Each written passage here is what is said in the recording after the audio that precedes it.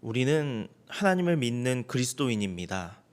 그리고 그리스도인이란 이 세상에서 살아가기는 하지만 이 세상과는 구별된 거룩한 하나님의 백성이라는 것입니다.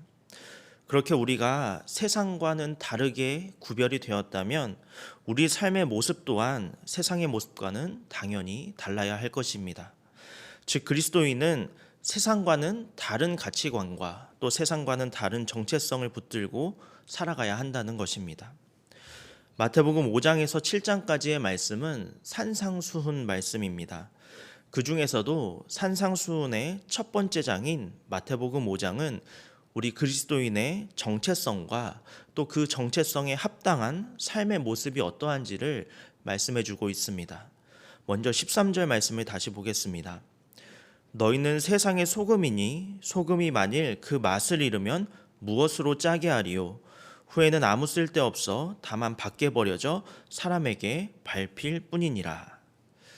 이처럼 우리 그리스도인이 가져야 하는 첫 번째 정체성은 바로 세상의 소금이라는 것입니다. 그런데 이 소금이 하는 역할이 무엇입니까? 바로 부패를 방지하고 맛을 내는 것입니다. 그리스도인은 이 세상에서 소금이라고 하였습니다. 그 말은 우리 또한 부패를 방지하고 맛을 내는 역할을 해야 한다는 것입니다. 그런데 우리가 잊지 말아야 할 것은 소금이 가만히 있어서는 부패를 방지할 수도 없고 맛도 낼 수가 없다는 것입니다. 소금이 그 역할을 감당하기 위해서는 먼저 선행되어야 하는 것이 한 가지가 있습니다. 그것은 바로 소금이 녹는 것입니다.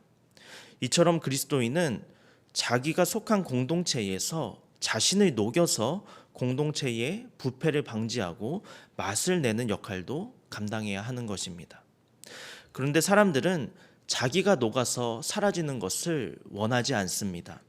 될 수 있는 대로 오랫동안 살아남기를 바라고 또 가능하다면 자기 자신을 드러내고 싶어 합니다. 하지만 소금인 그리스도인이 공동체를 위해서 또 가정과 교회와 열방을 위해서 녹아내린다면 알맹이로서의 존재는 사라질지도 몰라도 그 맛은 여전히 남아서 존재감을 발휘할 수가 있습니다. 이처럼 자신을 녹여서 부패를 방지하고 맛을 내는 것이 바로 우리 그리스도인의 정체성입니다. 또 그리스도인의 두 번째 정체성은 세상의 빛이라는 것입니다. 14절 말씀을 다시 보겠습니다. 너희는 세상의 빛이라 산 위에 있는 동네가 숨겨지지 못할 것이요. 이처럼 예수님께서는 우리 그리스도인을 세상의 빛이라고 말씀하셨습니다. 그런데 예수님께서 이렇게 말씀하셨던 그 이유가 무엇일까요? 요한복음 8장 12절에서는 이렇게 기록이 되어 있습니다. 예수께서 또 말씀하여 이르시되 나는 세상의 빛이니 나를 따르는 자는 어둠에 다니지 아니하고 생명의 빛을 얻으리라. 네, 그렇습니다. 사실 이 세상에 빛으로 오신 분은 바로 예수님이십니다. 예수님께서 비추시는 빛은 절대로 꺼지지도 사라지지도 않는 영원한 빛입니다. 그런데 빛이신 예수 그리스도를 따르는 자, 즉 그리스도인은 어둠에 다니지 아니하고 생명의 빛을 얻게 된다. 예수님은 이렇게 말씀하셨습니다. 이것이 바로 우리가 세상의 빛이 될 수 있는 이유입니다. 예수님께서 그리스도인을 향해서 너희는 세상의 빛이다 이렇게 말씀하신 이유는 우리가 밝게 빛나는 그런 존재여서도 아니고 또 우리가 스스로 빛을 발할 수 있는 그런 존재여서도 아닙니다. 세상의 빛이신 예수 그리스도를 따르기 때문에 예수 그리스도의 생명의 빛이 우리의 심령 가운데에서 밝게 빛나기 때문입니다. 그래서 우리가 세상의 빛이 되어서 이 어두운 세상을 밝게 비출 수가 있는 것입니다. 하지만 안타깝게도 우리의 빛은 시간의 한계를 가지고 있습니다. 예수님의 빛은 소멸되지도 사라지지도 않고 영원히 밝게 빛나지만 육체의 한계를 갖고 있는 우리의 빛은 시간의 한계를 가지고 있습니다.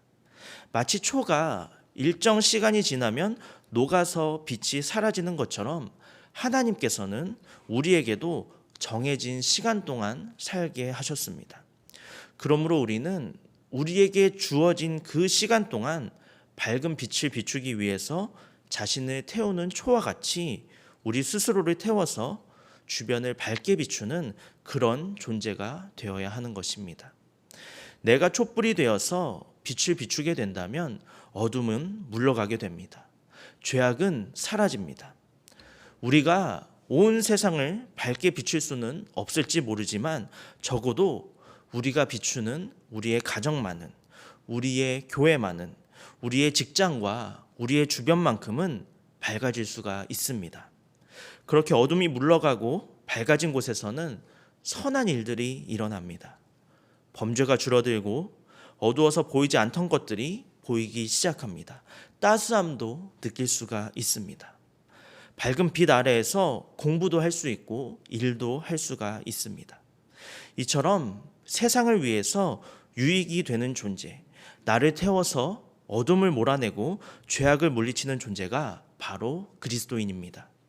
그리스도인의 정체성인 소금과 빛의 공통점은 바로 자기 자신을 녹인다는 것, 즉 자신을 희생한다는 것입니다. 이어서 주님은 소금과 빛의 정체성을 가진 그리스도인의 삶에 대해서 말씀을 하십니다. 오늘 본문은 아니지만 22절에는 이렇게 기록되어 있습니다. 나는 너희에게 이르노니 형제에게 노하는 자마다 심판을 받게 되고 형제를 대하여 라가라 하는 자는 공회에 잡혀가게 되고 미련한 놈이라 하는 자는 지옥불에 들어가게 되리라. 이처럼 성경은 형제에게 노하거나 형제를 향해서 어리석다고 미련하다고 모욕하는 사람은 심판을 받고 공회에 잡혀가고 지옥불에 들어가게 된다, 이렇게 말씀을 하고 있습니다. 그런데 심판과 지옥은 누구를 위해 존재하는 것입니까? 바로 죄인입니다. 악을 행하는 자들입니다. 즉 소금과 빛의 정체성을 가지지 못한 사람들, 하나님을 믿지 않는 사람들, 그리스도인의 정체성을 지키지 못하는 사람들입니다. 우리는 혼자서는 살아갈 수 없는 존재입니다. 그래서 가족을 이루고 공동체를 이루고 여러 집단 속에서 삶을 영위해 나갑니다. 그런데 그러한 공동체와 집단 속에서 인생을 살아가다 보면 나의 생각이나 가치관이 다른 그런 사람을 만나기도 하고 답답한 사람을 만나기도 하고 생각이 굼뜨거나 공동체에 해를 끼치는 그런 사람들도 만날 수가 있습니다. 그럴 때마다 우리는 어떻게 합니까? 마음속으로 미워하기도 하고 시기하기도 하고 저주하기도 합니다. 마음속으로만 하는 것이 아니라 입으로 저주하고 행동으로 폭력을 휘두르고 범죄를 저지르기도 합니다. 하지만 소금과 빛의 정체성을 가진 그리스도인이라면 그렇게 하지 말아야 한다는 것입니다. 이해하고 존중하고 기다려줄 수 있어야 합니다.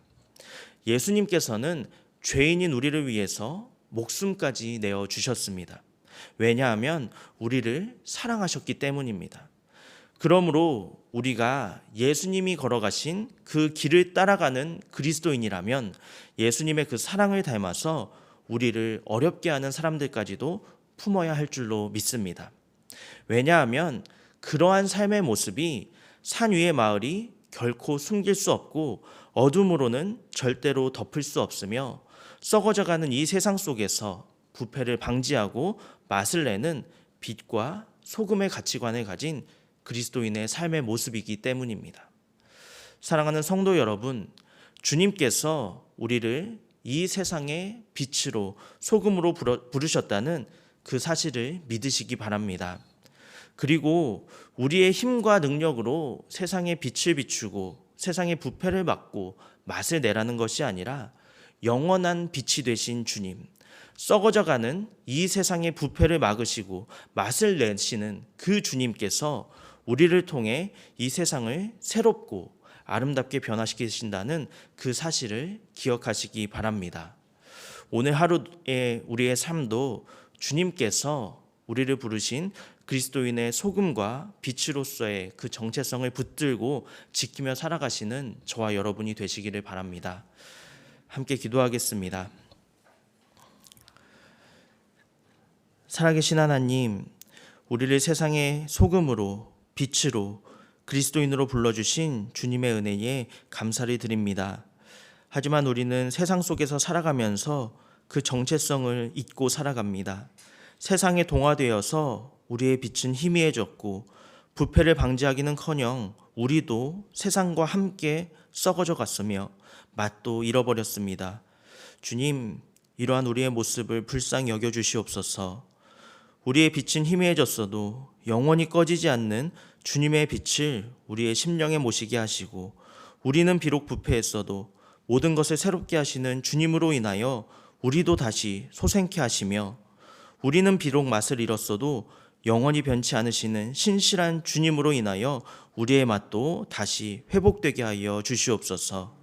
그리하여 이 세상에 살아갈 때에 주님께서 부르신 소금으로, 빛으로, 그리스도인으로서의 정체성을 지키며 살아갈 수 있도록 우리 모두의 삶을 인도하여 주옵소서.